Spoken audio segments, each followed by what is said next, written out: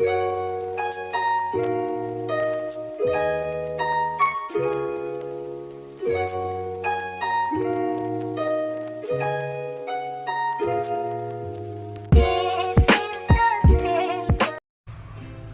semuanya, perkenalkan nama saya Eva Ulina Manurung. Saya kelas 82 SMP Negeri 21 Medan. Pada video kali ini, saya akan mempraktikkan dua macam praktik sederhana, yaitu praktik pertama mengenai sistem ekskresi pada manusia. Pada praktik yang kedua, yaitu tekanan pada zat padat. Langsung saja ke videonya, simak ya. Sekarang kita memasuki percobaan yang pertama, yaitu mengenai sistem ekskresi pada manusia, yang tujuannya adalah menguji hasil pernapasan pada manusia. Pada percobaan ini terbagi menjadi dua bagian. Yang pertama, menghembuskan nafas ke cermin, dan yang kedua, meniup udara ke dalam air kapur melalui sedotan. Langsung saja ke videonya.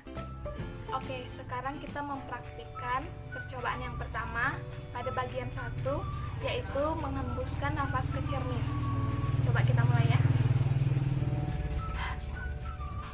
Dan bisa kita lihat hasilnya. Ini berembun ya, berembun, nggak jelas dia. Nah, pada video ini dapat kita simpulkan bahwa hasil pernapasan kita itu mengandung CO2 yaitu karbon dioksida dan H2O yaitu air. Oke, sekarang kita mempraktikkan percobaan pertama bagian 2, yaitu menghembuskan nafas ke dalam air kapur melalui sedotan. Langsung saja ke videonya. Alat dan bahan yang diperlukan untuk percobaan ini adalah 3 botol plastik atau gelas plastik, air 1 gelas atau 1 cangkir, air kapur, sendok, 2 buah sedotan, 3 buah plastik bening, 3 karet, dan kain lap atau baju yang tidak dipakai lagi. Langkah pertama adalah kita menuangkan 1 gelas air atau tidak semua ke dalam gelas plastik ini.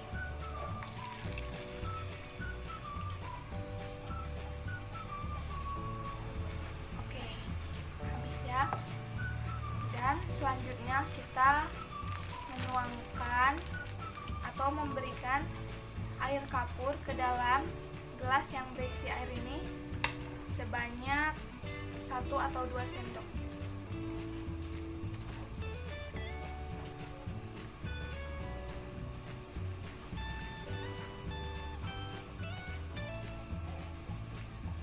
Oke. Sekarang airnya kita aduk sampai merata.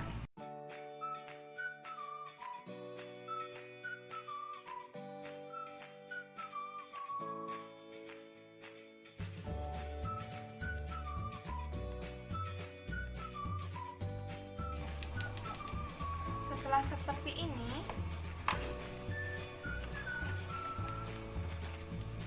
kita bungkus gelas plastik ini dengan menggunakan karet dan plastik.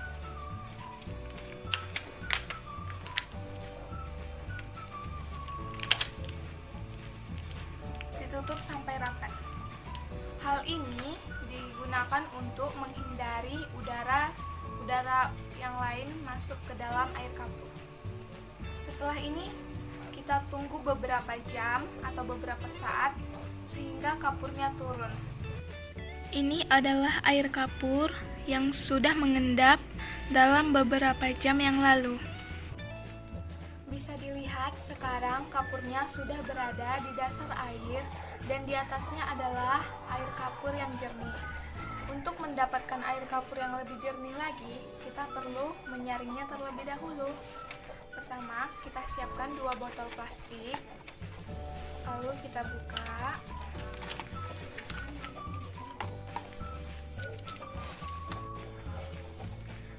Setelah itu kita taruh kain lap untuk penyaringnya di atas ini, lalu kita saring deh. Awas tuh.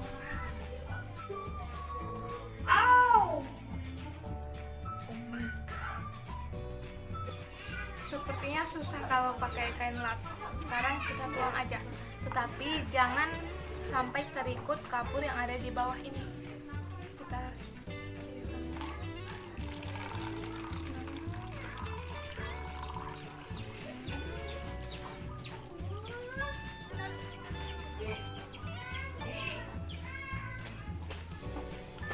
ini dia air kapurnya, dan yang ini kita sisihkan.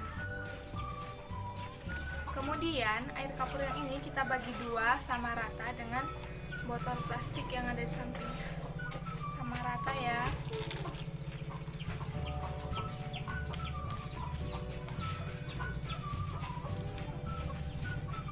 Oke.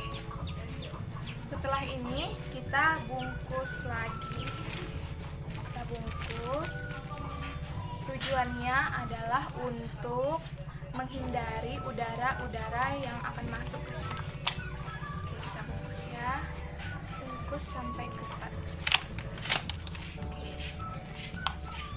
Bungkus sampai ketat. Kita bungkus satu. Dan botol ini juga digunakan untuk perbandingan antara air yang sudah ditiup dan tidak ditiup.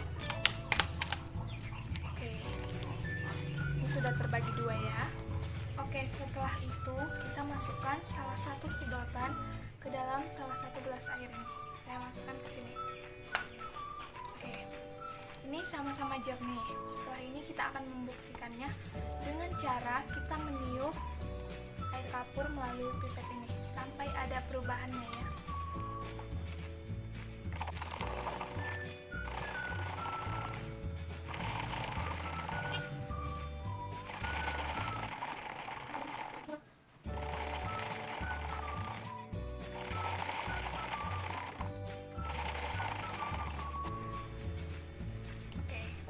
Sekarang bisa kalian lihat perbedaan antara air kapur yang sudah ditiup dan air kapur yang tidak ditiup sama sekali. Jadi, air kapur yang sudah kita tiup akan terlihat lebih keruh daripada air kapur yang tidak kita tiup sama sekali. Setelah mengamati video tersebut, dapat kita simpulkan bahwa penambahan kapur ke dalam air akan membentuk air kapur dengan reaksi kimia CaO tambah H2O menjadi CaOH2 kali. Pada percobaan, air kapur yang telah diendapkan akan menjadi keruh ketika ditiup, dan air kapur yang tidak ditiup akan tetap jernih. Hal ini membuktikan bahwa telah terjadi reaksi antara air kapur dengan hasil udara pernapasan, yaitu CO2 atau karbon dioksida. Oke, sekarang kita masuk ke percobaan yang kedua, yaitu mengenai tekanan zat padat.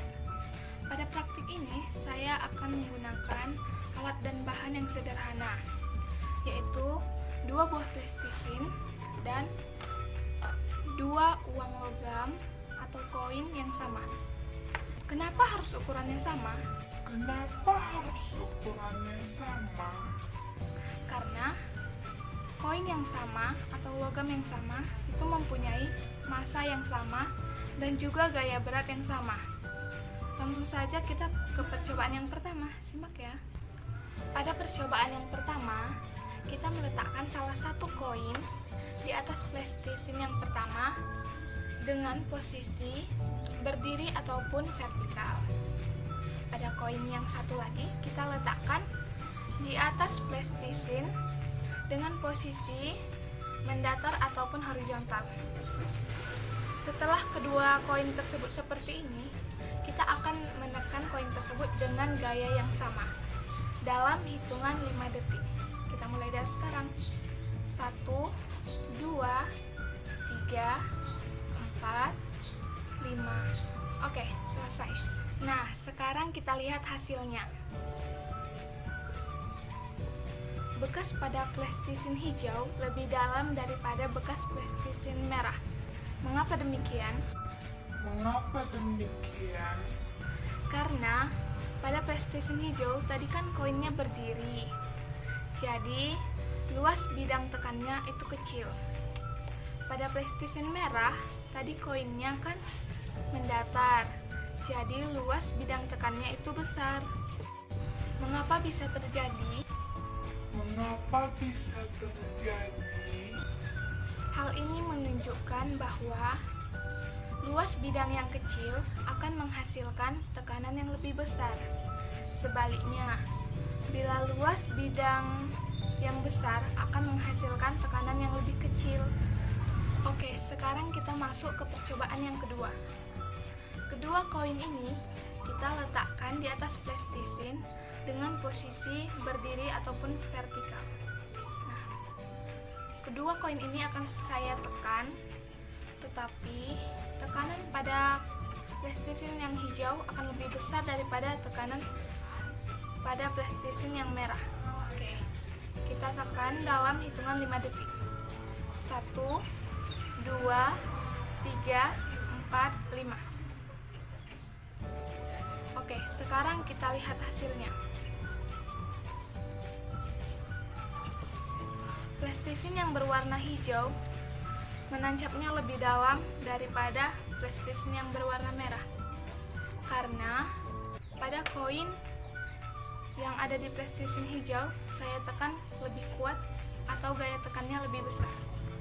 Setelah menyimak video tersebut, dapat kita simpulkan bahwa besarnya tekanan dipengaruhi oleh luas bidang tekan dan juga gaya yang diberikan. Besarnya tekanan sebanding dengan besarnya gaya, yang artinya semakin besar gaya yang kita berikan akan menghasilkan tekanan yang lebih besar. Sebaliknya, semakin kecil gaya yang kita berikan akan menghasilkan tekanan yang lebih kecil. Dalam kehidupan sehari-hari, dapat kita temukan ketika kita sedang memaku tembok dengan paku yang runcing lebih mudah daripada paku yang ujungnya tumpul. Mengapa demikian?